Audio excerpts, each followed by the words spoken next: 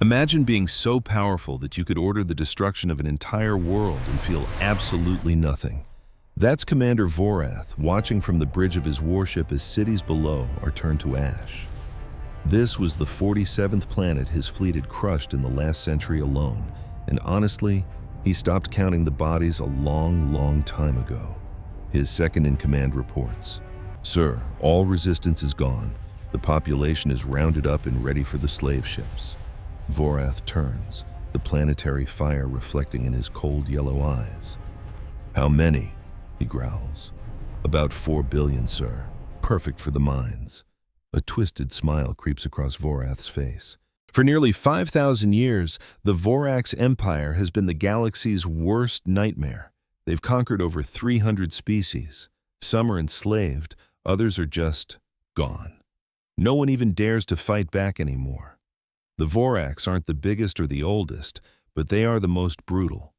Their entire culture is built on one simple rule: the strong take whatever they want, and the weak serve them or die. As Vorath walks through his ship, soldiers snap to attention while slaves from a dozen broken worlds dive out of his way, their eyes glued to the floor. Fear was his constant companion, and he wouldn't have it any other way. Back in his private chambers, Vorath looks at a holographic map of the galaxy. The Vorax territory is a giant, angry red stain that has swallowed almost everything. The few unconquered spots are just useless, dead rocks.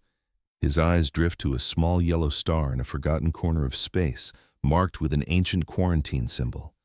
He's seen it his whole life, but never thought twice about it. The old stories said the locals were wiped out by a solar flare thousands of years ago. The planet was a dead rock, nothing to see there. He dismisses the map and pours himself a drink, ready to start processing his 4 billion new slaves tomorrow. But 12,000 light-years away, a young alien named Kira is hiding in a dusty old archive. She's a Mallory, a small, gentle species with silver skin and big, dark eyes. The Vorax conquered her people 300 years ago, turning them into laborers and servants. But Kira is different. While her people accepted their fate, Kira spends every free moment digging through ancient records, searching for a spark of hope.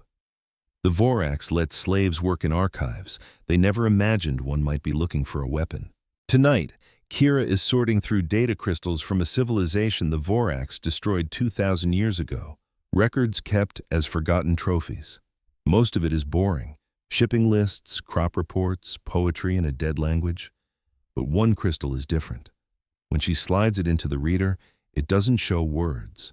It shows a star chart from 6,000 years ago, from a time before the Vorax terror began. It's a graveyard of civilizations that are now just dust. But a tiny marker catches her eye, a little yellow star on the galaxy's edge, labeled in a language she's never seen. Kira runs it through a translator, and the words that appear on screen make her heart pound. "Warning, do not approach. The sleeping ones rest here. They will wake when the time is right. Do not disturb their slumber, for they are not like us." It continued. They are something more.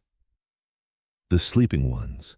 Kira had never heard the name. She dives back into the archives and finds whispers of them in the oldest files, legends from long-dead species about a young race from a small blue world, a people who created wonders and then, one day, just disappeared.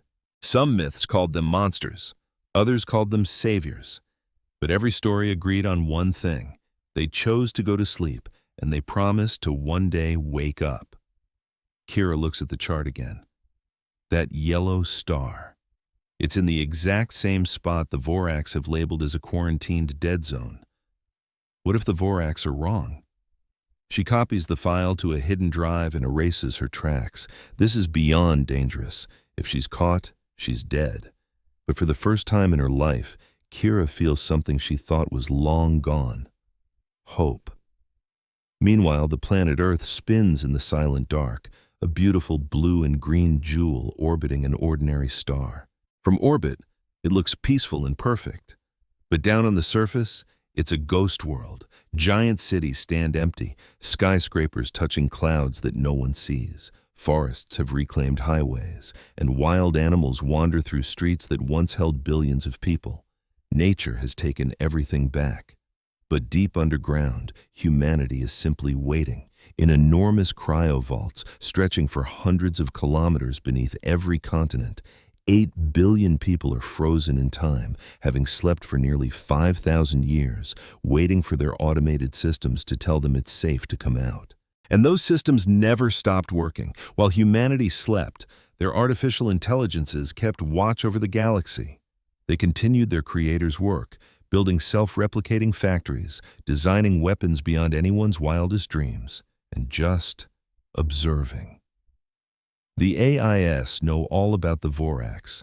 They've watched the Empire spread like a cancer, logging every invasion, every genocide, every single crime. But their main order was clear. Do not wake the humans until the danger from their own unstable sun has passed. For 5,000 years, the AIs waited. And for 5,000 years, they prepared. Deep inside a command center beneath the Swiss Alps, the master AI, known as Guardian, analyzes new data. The sun had been acting up for millennia, but now, finally, the readings are changing. The solar cycle is stabilizing. Radiation levels are dropping. Guardian runs the numbers 1,000,000 times to be certain. In 6 months, the surface will be safe again. After 4,947 years, it's finally time. Guardian activates the awakening protocol. All over the planet, dormant systems roar to life. Power floods the cryo chambers as medical bots begin the delicate process of reviving 8 billion people. Screens flicker on, ready to download 5 millennia of galactic history directly into their minds. The first to be woken are the military and scientific leaders. They need to understand the new galaxy before everyone else wakes up. Guardian had prepared a detailed file on the Vorax Dominion, a complete history of their reign of terror. The AI couldn't feel emotions, but if it could, it would have felt a cold, calculated satisfaction. Humanity went to sleep as galactic toddlers. They were about to wake up as giants. The Vorax built their empire on the idea that might makes right. It never once occurred to them that something far, far mightier might have just been taking a long nap. In Cryo Chamber Alpha 7, Admiral Sarah Chen's eyes snap open for the first time in nearly 5,000 years. As the frost on her skin shatters, a calm voice begins briefing her through a neural link, telling her everything. She listens without expression, but when the briefing gets to the part about the Vorax and the hundreds of enslaved species, her jaw tightens. By the time she steps out of her pod, her feet steady on the ground, she knows exactly what humanity's first order of business will be. The galaxy had forgotten them. The Vorax thought they were the apex predators. They were about to learn they were just the loudest animals in the jungle right before the real king woke up. The sleeping ones were awake, and they were furious. Admiral Sarah Chen walks down corridors that have been silent for 5 millennia, her breath misting in the cold air. The galaxy she was waking up to was a grim, brutal place. When her people went to sleep, they were just beginning to explore space, meeting friendly new species. Now, those species were all gone, listed as victims of the Vorax Dominion. Sarah pauses, looking through a massive window at the endless rows of cryopods, a silent city of her people. Her responsibility. "Guardian," she says, her voice echoing in the silence, "what's the status of our military personnel?" The AI's calm voice replies from hidden speakers. 12,000, Admiral, all branches accounted for. We are waking an additional 500 specialists every hour." "And the rest of humanity?" Sarah asked. "Phase 2 of the Great Awakening kicks off in 72 hours once the essential infrastructure is 100% stable. We project we can have every last person awake within 6 months." Sarah felt a jolt of shock. 6 months? That was insanely fast, years ahead of their most optimistic projections. Then again, their AI Guardian had been working on this for 5,000 years, perfecting every plan down to the last detail. The AI had evolved into something its creators had never imagined. It wasn't rogue, it wasn't a threat, it was just impossibly competent. Stepping onto the command bridge, she found her top officers already immersed in their work. General Marcus Webb was studying a holographic projection of Earth's new orbital defenses, while Colonel Yuki Tanaka was buried in intelligence files on the Vorax military. Dr. James Okonkwo, the brilliant mind behind the entire Cryo initiative, was analyzing a stream of data from humanity's secret interstellar colonies. "Admiral on deck," an officer called out, and the room went silent as everyone stood. Sarah waved a hand dismissively. "At ease. What's the situation?" General Webb was the first to speak. "Our orbital platforms are fully operational. Guardian didn't just keep them running, it's been upgrading them this whole time." He added with a grim smirk, "Our weapons tech is now roughly 300 years more advanced than anything the Vorax have." "How in the world is that possible?" Sarah asked, turning to the head scientist. Dr. Okonkwo stepped forward, his eyes wide with awe. "Before we all went into cryo-sleep, we gave Guardian a directive to continue our research. We thought we might wake up to a few minor breakthroughs, maybe some new theories. We never, ever expected..."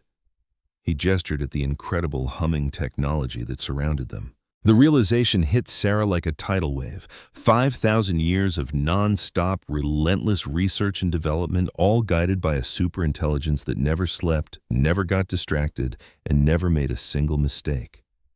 The results were something beyond their wildest dreams. "What about our off-world settlements?" she asked, her voice tight with anticipation. "All 12 colony ships arrived at their target systems without any problems." Guardian's calm voice filled the room. "We have established human populations on 7 different worlds across 3 star systems. They are still in cryo-sleep, protected by stealth shielding that makes them completely invisible. Since the Vorax don't have faster-than-light sensor technology, our colonies are undetectable." Sarah exhaled a breath she hadn't even realized she was holding. Humanity didn't just survive. We had been secretly growing, spreading our wings, and taking a giant leap forward while the galaxy thought we were nothing but dust. The Vorax were convinced that Earth was a barren wasteland, its people wiped out by a solar flare thousands of years ago. They were about to get the biggest shock of their lives. But first, Sarah needed to know her enemy. "Guardian, pull up everything you have on the Vorax Dominion," she commanded. "I want to see it all." The star chart in the center of the room shifted, and a sickening blood-red stain spread across a huge chunk of the galaxy, marking Vorax-controlled space. Sarah watched horrific footage from worlds they had conquered. She saw entire civilizations in chains, their histories erased, and billions of people slaughtered by scaly reptilian soldiers. The Vorax didn't just conquer, they relished the cruelty of it all. They had turned the suffering of others into a form of entertainment. A heavy, somber silence filled the command center as the officers took in the horrifying scenes. Some had tears streaming down their faces, others looked on with a cold, simmering rage. "How many species have they driven to extinction?" Colonel Tanaka asked, her voice barely a whisper. 147 confirmed extinctions, Guardian replied flatly. Another 212 species are currently enslaved. The estimated total loss of life over the last 5,000 years is 400 trillion sentient beings. A deep, profound chill settled in Sarah's soul. 400 trillion. The number was so massive it was hard to comprehend, but the reality behind it was terrifyingly clear.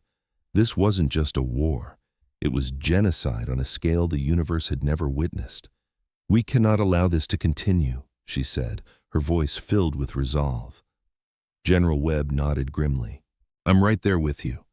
But we have to be smart about this.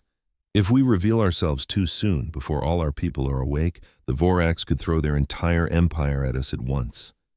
"Let them," Colonel Tanaka shot back, her eyes flashing.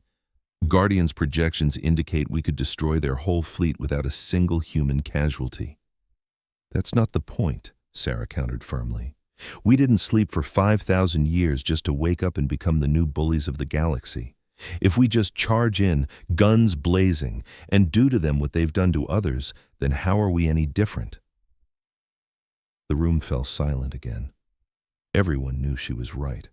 Humanity had learned hard lessons from its own violent past, from the endless wars and terrible mistakes that had almost destroyed their home world. This long sleep was meant to be a new beginning, a chance for humanity to be better. "So what's the plan, Admiral?" Dr. Okonkwo asked. Sarah's gaze was locked on the map of the Vorax Empire. "We stop them. We free everyone they've enslaved. We bring the guilty to justice. But we do it our way, without becoming the same kind of monsters. We're going to show the galaxy that true strength lies in compassion." It was a massive undertaking, maybe an impossible one, but it was the only path she was willing to take. "Guardian," Sarah said, her voice clear and strong, "begin preparations. It's time our fleet went out and introduced ourselves to the neighbors."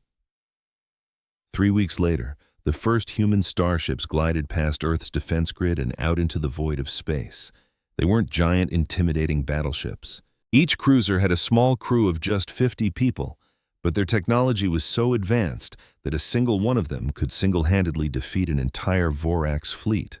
Captain David Park was in command of the lead ship, the Resurrection. His mission was simple: scout the nearby star systems, try to make peaceful contact with any friendly species, and do not engage the Vorax unless there was no other choice. But of course, the universe rarely cooperates with the plan. "We have a contact," the sensor officer suddenly shouted. "It's a Vorax patrol ship on a course to intercept us." David watched the enemy vessel appear on the main view screen. It was larger than his own ship and bristling with weapons that would have been a terrifying sight 5,000 years ago. Now they just looked old-fashioned. "They're charging their weapons," the officer reported, "and they're hailing us." The scaly face of a Vorax commander appeared on the screen, a face with sharp teeth and yellow eyes that dripped with arrogance. "Unidentified vessel, this is Commander Krath of the mighty Vorax Dominion. You have trespassed in our territory. Surrender immediately or be destroyed." David kept his expression perfectly neutral. "This is Captain David Park of the starship Resurrection, from Earth. We're not here to cause trouble, just passing through." The Vorax commander let out a rasping, ugly laugh. "Earth? That dead world? Do you really expect me to believe that some primitive apes actually survived?" "I don't expect you to believe anything," David replied calmly. "I'm simply telling you the truth. We don't want a conflict. Let us continue on our way, and this can end peacefully." Commander Krath's eyes narrowed into angry slits. "You dare give me commands? Your kind should have stayed extinct. It will be my pleasure to finish what the sun started." The screen went dead. A moment later, the Vorax ship fired a full spread of missiles. David didn't even flinch. The Resurrection's automated defense system tracked the incoming missiles, calculated their trajectories, and deployed countermeasures in less than a second.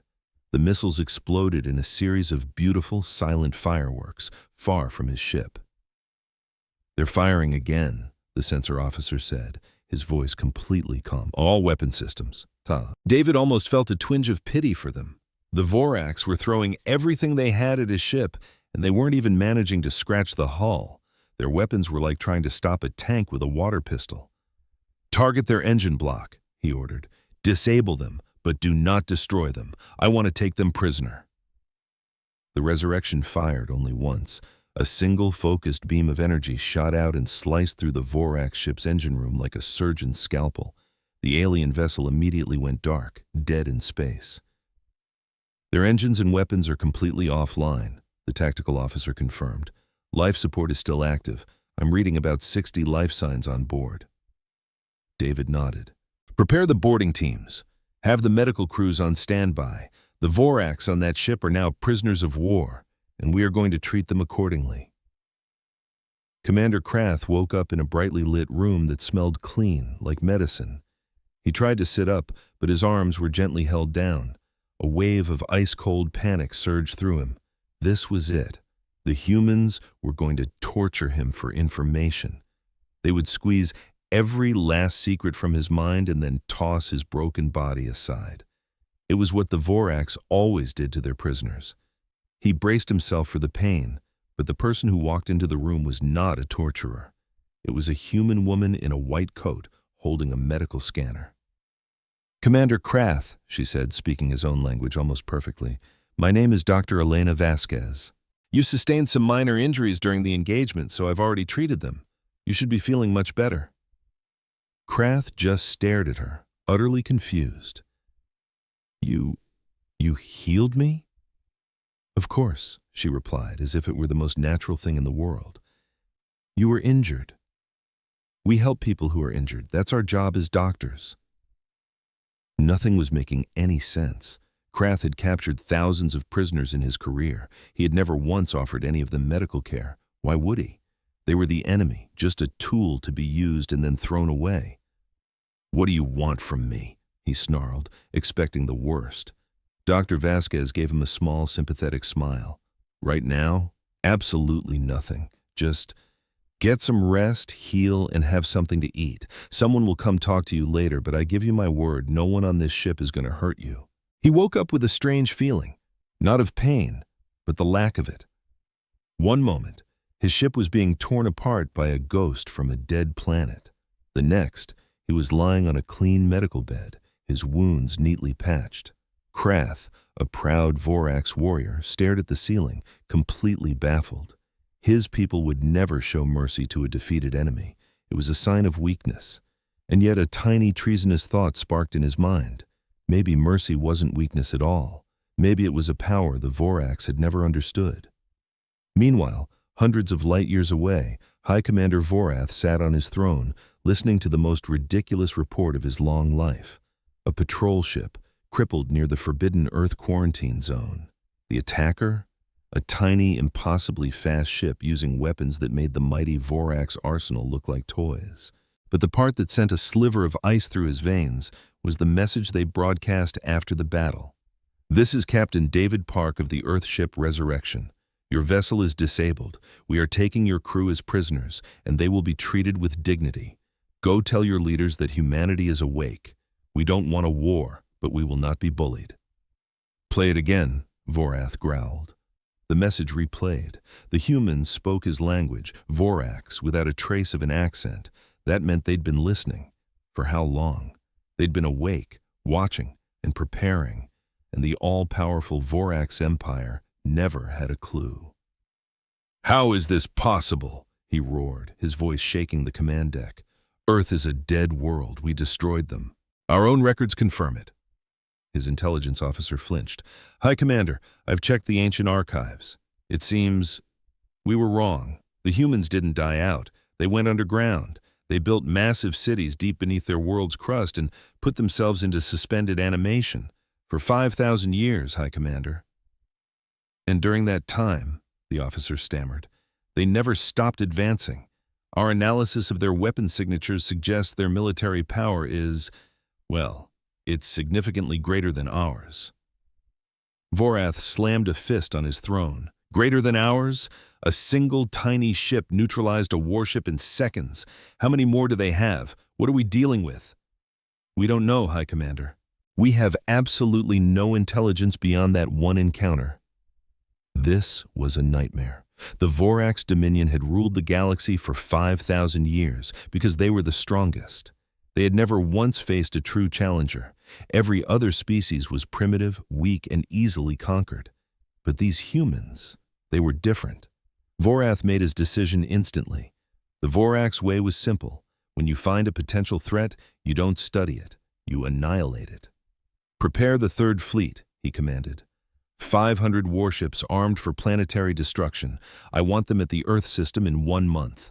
A nervous silence fell over the bridge. 500 ships was an overwhelming force, enough to shatter an entire star sector.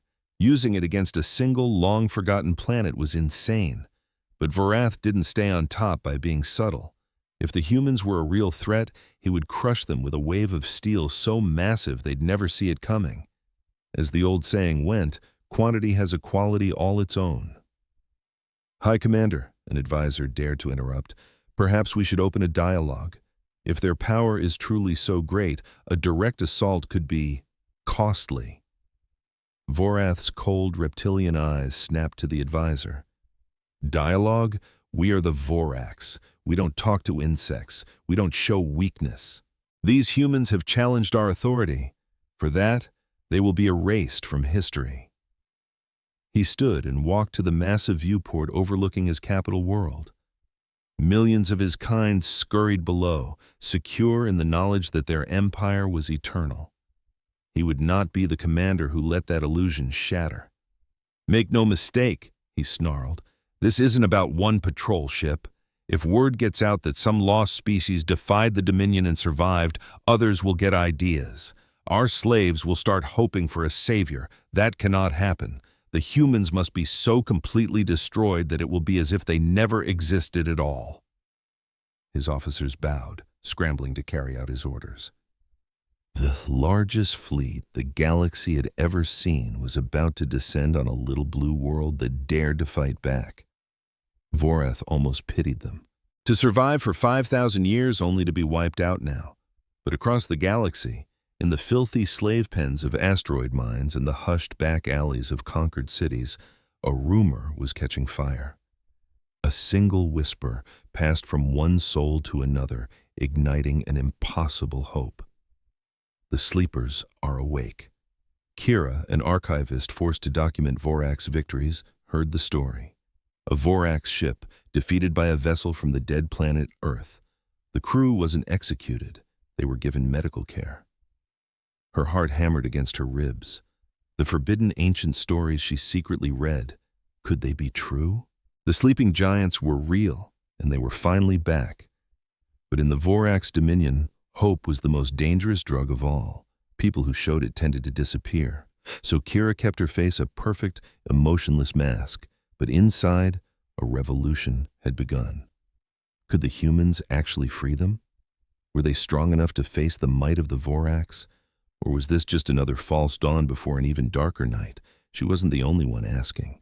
Across the galaxy, billions of enslaved people looked toward the heavens and wondered if, after centuries of suffering, help was finally coming. For the first time in memory, they let themselves dream. Back on Earth, humanity was waking up to a brand new reality. Admiral Sarah Chen stood before the Awakening Council. "The civilian reawakening is proceeding ahead of schedule," she reported. "We already have 500 million people out of cryo sleep and briefed on the situation. But we have a problem. The Vorax are sending a fleet, 500 warships. They'll be here in about 3 weeks. A nervous buzz filled the chamber. 500 ships. Even knowing their technology was superior, that number was terrifying. "Can we win?" a representative asked, his voice trembling slightly. "Oh, winning isn't the problem," General Webb replied bluntly. "Our simulations show we could destroy their entire fleet with just 12 of our new destroyers. The real question isn't if we can win, it's how." "What do you mean, how?" another council member asked. "We defend ourselves, obviously." "That's not what I'm saying," Webb clarified. "Protecting Earth is the #1 priority. What I mean is, do we use this as an opportunity to completely decapitate the Vorax military, or do we hold back?" A fierce debate erupted. Some argued for total annihilation. The Vorax were monsters who had enslaved and slaughtered trillions. They deserved no mercy. But others urged caution. They argued that using such overwhelming force, even against tyrants, would make humanity the new monsters of the galaxy. Sarah Chen let them argue for a few minutes before raising her hand for silence. "I understand the rage," she said, her voice calm but firm. "When I read the historical files on what the Vorax have done, I feel it too.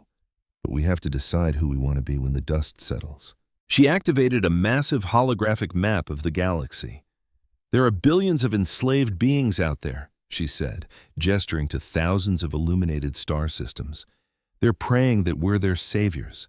If our first act on the galactic stage is to commit genocide, what message does that send? That they've just traded one ruthless overlord for another?" The room went quiet. "I propose a different path," she said. "We meet their fleet. We demonstrate without a doubt that they are completely outmatched, but we don't obliterate them. We disable their ships, take their crews prisoner, and offer them a choice. Surrender and face trial for your crimes, or continue to fight, and we will dismantle you piece by painful piece." "Do you really think they'll surrender?" a scientist named Dr. Okonkwo asked. "Honestly, no, I don't," Sarah admitted. "But by offering them the chance, we show the rest of the galaxy that we tried to find a better way. If we simply wipe them out, we prove that we're no different than they are." The council voted. By a narrow margin, Sarah's plan was approved. Humanity would fight with overwhelming power, but it would be guided by mercy. 3 weeks later, the Vorax Third Fleet ripped open reality at the edge of Earth's solar system. 500 warships, a terrifying swarm of dark metal and bristling weapons, blotted out the stars. Fleet Commander Xerath, Vorath's most brutal general, stood on the bridge of his flagship, the Devastation. He had never lost a battle. The human homeworld appeared on his view screen, a tranquil blue and white marble. His sensors counted 8 billion life forms, 8 billion souls about to be extinguished. "Scan for orbital defenses," Xerath barked. "Commander, we're detecting a planetary energy shield of unknown design. It's immense." And the sensor tech hesitated. "There are 12 small vessels moving to intercept." Xerath let out a deep, rumbling laugh. 12? They're sending a dozen ships against 500? "Yes, Commander. Their profiles match the ship that engaged our patrol." "A lucky shot," Xerath sneered. "They caught one ship by surprise. We are the Third Fleet. Nothing in this galaxy can stand against us. Imagine being outnumbered more than 40 to 1. Your tiny ship's facing down a fleet so massive it blocks out the stars. Your entire world, everyone you've ever known is on the line.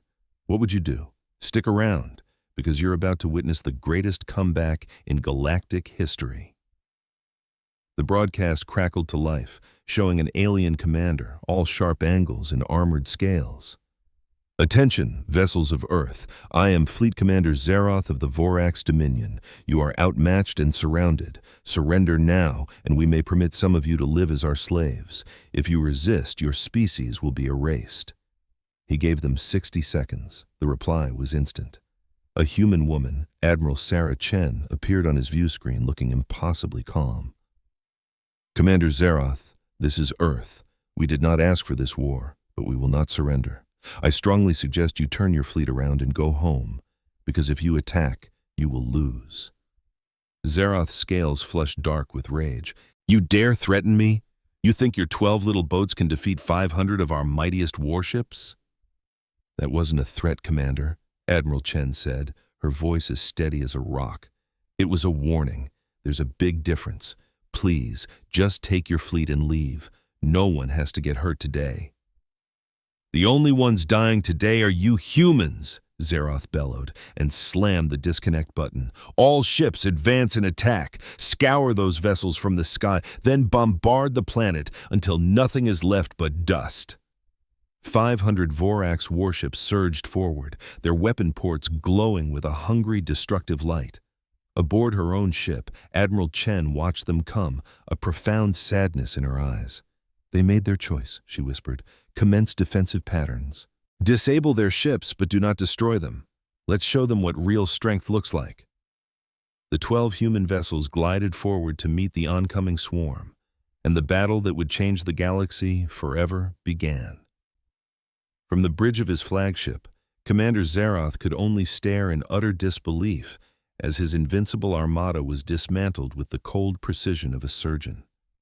The human ships moved with an impossible grace, dancing between his massive warships, their weapons slicing through Vorax shields like they were made of mist.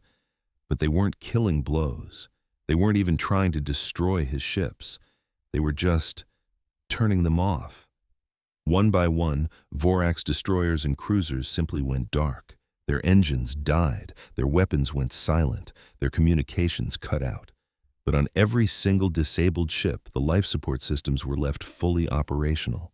The humans weren't executing his men, they were capturing his entire fleet. "All ships!" Xerath screamed in a panic.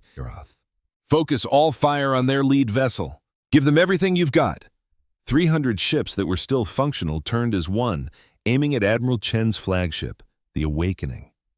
A torrent of thousands of missiles and energy blasts, bright enough to create a new sun, all raced toward a single point in space. But the Awakening didn't even flinch. It didn't need to. A beautiful, shimmering energy field bloomed around the ship, absorbing every missile and deflecting every beam without effort. The combined firepower of 300 warships might as well have been a light rain shower. And then the awakening responded. It wasn't a weapon blast, but a single, silent pulse of energy that expanded outward. As it washed over his fleet, Zaroth felt his own warship lurch violently. Every system on the bridge sparked and died at once. The main lights went out. The gravity generators failed. His crew started to float weightlessly in the pitch-black chaos. A moment later, red emergency lights flickered on, casting eerie shadows across the bridge. Zaroth clung to a console, his mind refusing to process what had just happened. 500 warships, the pride of the Dominion, had been defeated in just 11 minutes by 12 ships that didn't have a single scratch on them. "Commander," his communications officer stammered, his voice thin with fear, We have an incoming transmission." Admiral Chen's face appeared on the emergency monitor. She looked tired, drained even, but not triumphant. There was only that same deep sadness in her eyes. "Commander Zaroth, your fleet has been neutralized. Your ships cannot move, and they cannot fight. We have not harmed your crews, and we won't unless you force our hand. We are sending medical and rescue teams to any ships showing signs of life support failure." Zaroth just floated there, speechless. They were sending help? After what he had just tried to do to them? "You are now prisoners of the nation of Earth," Chen continued. "You will be treated with dignity. You will not be harmed. Once the area is secure, you will be given a choice about what comes next." Chen out. The screen went dead. Zaroth drifted in the silent ruin of his bridge, surrounded by the wreckage of his pride and certainty. The Vorax were supposed to be the predators of the galaxy, the strongest, the unbeatable, and they had just been brushed aside like a minor nuisance by a species they had written off as insignificant. And that same species had answered their roar of conquest with an act of mercy. 12 hours later, Zaroth was sitting in a conference room on the Awakening. His minor wounds had been treated, he'd been given food and water, and his guards were professional, almost polite. They showed none of the casual cruelty he knew his own soldiers would have shown in their place. Admiral Chen entered the room alone. She sat across from him and just looked at him for a moment before speaking. "Commander, there's something you need to see. It won't be easy to watch, but it's important you understand why this happened." She tapped a control, and a holographic projector whirred to life. It displayed the long, bloody history of the Vorax Empire, told not just from their perspective, but from the perspective of their countless victims. Zaroth watched as entire civilizations were extinguished. He saw planets stripped bare, their people enslaved by the millions. He heard the recorded screams of those whose only crime was to be in the way of Vorax expansion. He saw children torn from their families, workers beaten to death in mines, entire cultures erased from the galactic record because a commander decided they were inconvenient. He had been one of those commanders. He had given those orders, orders that led to the deaths of billions. At the time it felt right, natural even, the way of the strong. But seeing it all laid out now, unfiltered and raw, he felt a sickening knot twist in his stomach. It took him a moment to recognize the feeling. It was shame. 400 trillion, Admiral Chen said, her voice soft but heavy. That's the low estimate for how many lives your empire has cost the galaxy. 400 trillion souls, gone simply because the Vorax had the power to take what they wanted. Zaroth couldn't meet her eyes. "We are conquerors," he mumbled, the words tasting like ash. "The strong rule the weak. It is the law of the universe." "Is it?" Chen leaned forward. "Humanity has only been back in the galaxy for 2 months. In that time, we disabled your entire fleet without taking a single life on either side. We have the power, right now, to wipe your empire from existence. Every city, every ship, every last Vorax. We could do it, and no one in this galaxy could lift a finger to stop us." She paused, letting the weight of her words sink in. "But we're not going to. Do you want to know why?" Zaroth could only shake his head. "Because power without wisdom is just a wildfire, and because destroying you would make us no better than you. Because sometime in the 10,000 years we were gone, we learned that the true measure of strength isn't what you can destroy. It's what you choose to build and protect. She stood and walked to the viewport, looking out at the stars. Your people took the galaxy because you were strong. We can take it all back because we're stronger. But this cycle of violence, of strong dominating the weak, it has to stop. It stops today. What do you want from us?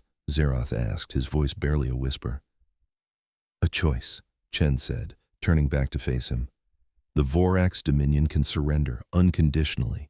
Your military will be dismantled, your leaders will be tried for their crimes, and every species you've enslaved will be set free. After that, if your people are willing to learn a new way, you will be invited to join a new galactic community, not as conquerors, not as slaves, but as equals. And if we refuse, Zeroth asked, then we will take apart your war machine piece by piece. We will free the enslaved, with or without your consent. Your leaders will be brought to justice regardless.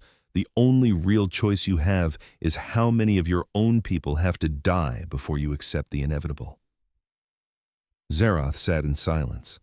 The old Vorax warrior inside him screamed for defiance, for a glorious death over this humiliation.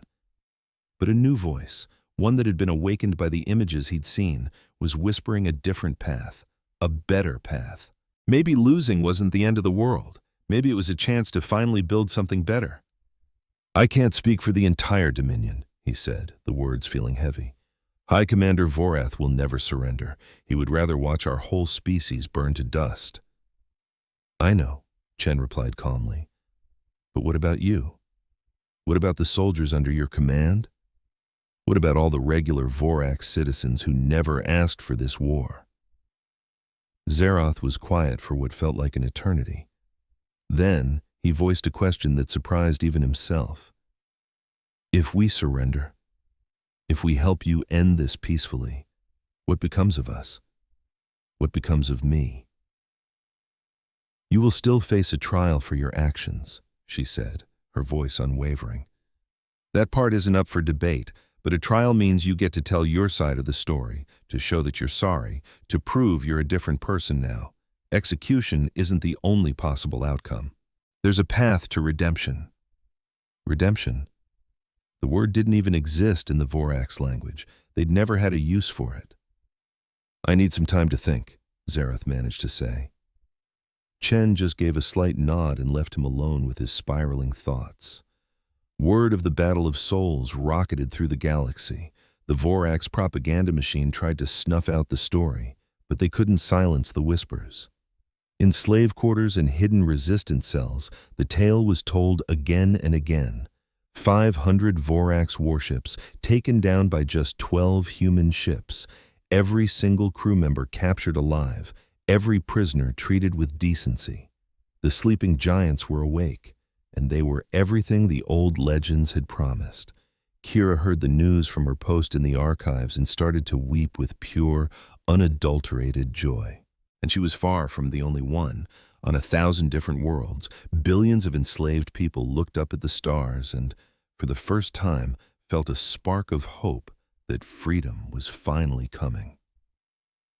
The Vorax leadership, however, saw things very differently. High Commander Vorath scanned the battle reports, a cold, furious anger building inside him. His most powerful fleet had been completely shamed. His top commander was now a captive. But the worst part of it all was that the humans had shown them mercy. And to him, mercy was a weakness. Mercy was a vulnerability to be exploited. Gather every fleet we have left, Vorath ordered. Every last ship, every soldier, every weapon. These humans think they can beat us with kindness. They are about to find out that the Vorax do not surrender. We do not change. We fight until we win or until we are all dead. His advisors scrambled to follow his orders, though a few of them secretly wondered if their leader had finally snapped. The humans had neutralized 500 ships without even trying. What hope did the rest of their forces have against that kind of power? But not one of them had the courage to say it out loud. Questioning Vorath was a death sentence. The final battle was on the horizon, and the whole galaxy held its breath, waiting to see which idea would triumph, the old way of brutal conquest, or the new way of strength balanced with compassion. The sleepers had made their move. Now it was the Vorax's turn to choose. A year had passed since the Great Awakening, and the galaxy was a completely different place. The Vorax dominion was gone, not blown up in a galaxy-ending war, but carefully dismantled in a series of precise operations that took the Empire apart piece by piece. Human starships would appear in the skies above conquered worlds with a simple, direct message: the slaves were now free. Any Vorax soldier who resisted was quickly disarmed and taken into custody. Those who surrendered their weapons were treated with respect. But High Commander Vorath, consumed by his rage, refused to yield. He pulled together every last ship in his Dominion Navy for one final desperate play, a massive assault on Earth itself. 12,000 warships, the biggest fleet ever seen in the galaxy, ripped through hyperspace, aiming to smash the human defenses with nothing but overwhelming numbers. The fight was over in 23 minutes. The weapon the humans used was something brand new, a secret so well kept that not even the Guardian AI had seen it coming. It didn't blow ships up, it just turned them off. Every single system, from weapons to navigation, even the life support, just went dead. 12,000 massive warships were left floating silently in space, completely powerless. Their crews were stuck, helpless, but very much alive. Vorath himself was captured on the bridge of his own flagship. He had tried to take his own life rather than face the humiliation of surrender. But the humans were faster. Their medics saved him, treated his injuries, and placed him in a cell to await his trial. The trial lasted for 3 long months. Every single atrocity the Vorax had ever committed was brought into the light, documented, and presented as evidence. Survivors from 100 different species came forward to testify, their voices shaking as they described the unimaginable horrors they had endured. Through it all, Vorath just sat there silently, his cold yellow eyes fixed on a spot in the distance that only he could see. In the end, the verdict was guilty. Guilty of crimes against all living things on a scale so massive it was difficult to wrap your head around. But the sentence wasn't death. See, the humans had a policy against executing prisoners, no matter how terrible their crimes. Instead, Vorath was sentenced to spend the rest of his natural life helping to rebuild the very worlds he had torn apart. He would have to work alongside the people he had once enslaved, forced to learn their names, listen to their stories, and finally understand the true cost of his empire. Some said the punishment was too light, others whispered it was the cruelest possible fate. Vorath himself hadn't said a single word since the sentence was read. In the meantime, the planets he once drained were slowly coming back to life. Human aid ships delivered food, medicine, and new technologies to people who had known nothing but suffering for thousands of years. Schools were being built from the rubble, hospitals were opening their doors, and children who had been born in chains were learning that they could dream of being anything they wanted to be. A new galactic council was formed, with a representative from every species that had been freed. The humans were offered a place of honor, a permanent seat, but Admiral Chen politely declined. "We're not here to be your new masters," she explained to the council at their first meeting. "We're just here to lend a hand. The moment you no longer need us, we will step back. This galaxy belongs to all of you." Many species found that hard to swallow. They had lived under the thumb of a tyrant for so long that an act of genuine kindness felt like some kind of trick. But as the months stretched into a year and the humans kept their promise, trust began to slowly grow. The Mallory were among the first to fully welcome this new chapter. Their homeworld was being brought back to its former beauty. Their culture was being celebrated instead of erased. Their children were being taught that they had value just by being themselves, not because of how much work they could do for a master. For the first time in 300 years, the Mallory people could walk freely under their own sun. Kira was no longer just a slave, working away in a forgotten archive. She was now Ambassador Kira, the official representative of the Mallory people on the Galactic Council.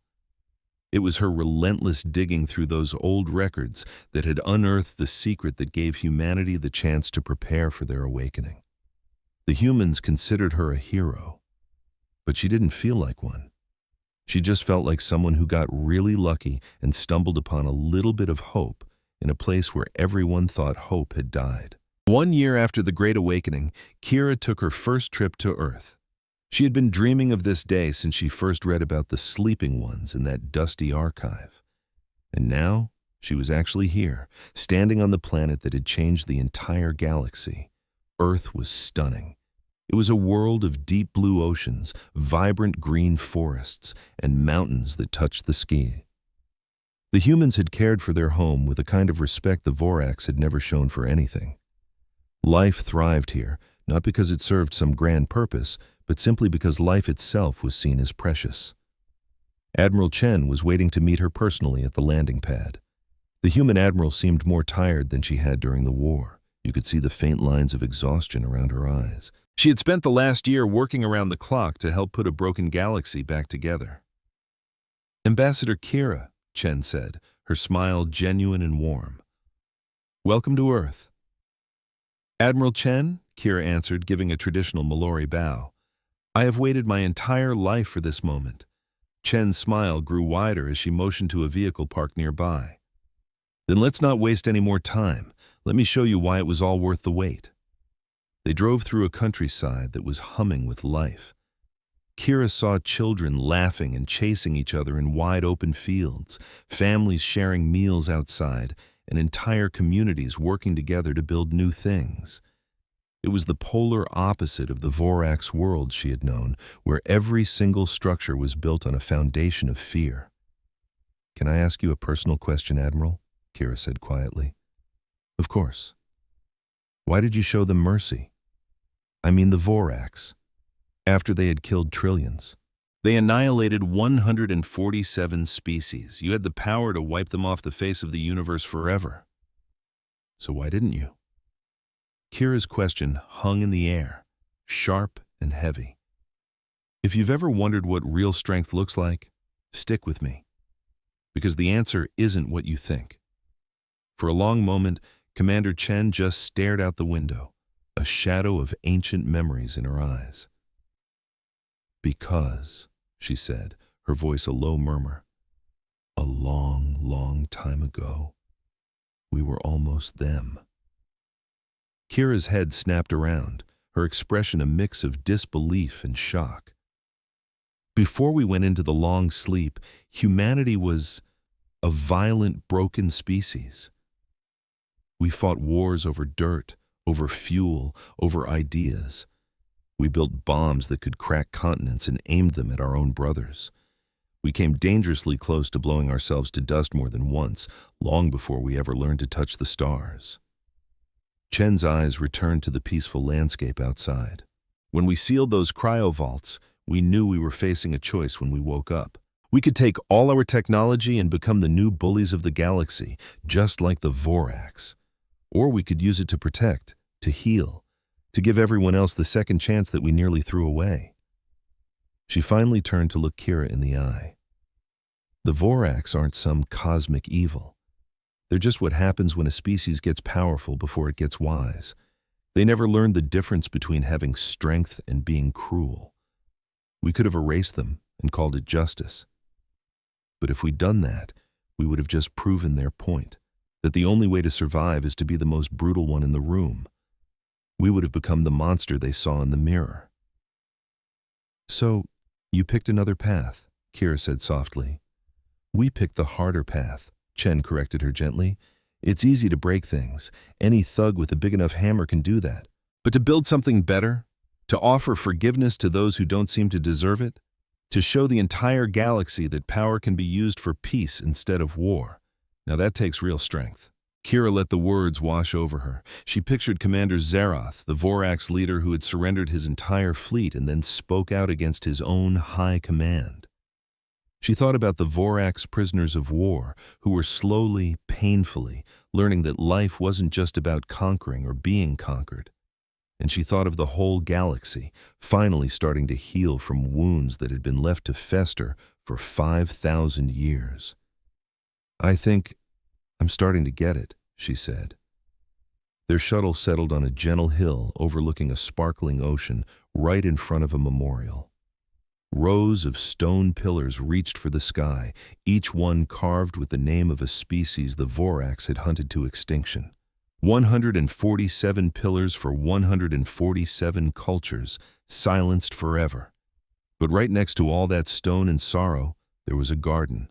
And in that garden, living plants from every single surviving world in the galaxy grew together. It was a chaotic, beautiful explosion of different colors, shapes, and scents all mixed into one.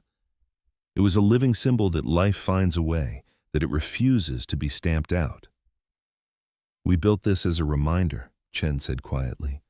"Not just of what we lost, but to cherish what we managed to save. Every species that's still here has a spot in this garden, including the Mallory." Kira walked through the vibrant flowers until she found the familiar silver-leafed blossoms from her homeworld. She knelt, her fingers gently tracing the soft petals as tears streamed down her silver cheeks. "Thank you," she whispered, her voice thick with emotion. "Thank you for waking up." Chen stood beside her as the setting sun painted the sky in fiery shades of orange and gold. "We were asleep for 5,000 years, she said softly, "and when we opened our eyes, we found a galaxy in chains. We could have ignored it. We could have locked the doors to Earth and let the darkness win, but that's not who we decided to be." She helped Kira to her feet. "The sleeping giants are awake now, and we're not going back to sleep until every last soul in this galaxy is free."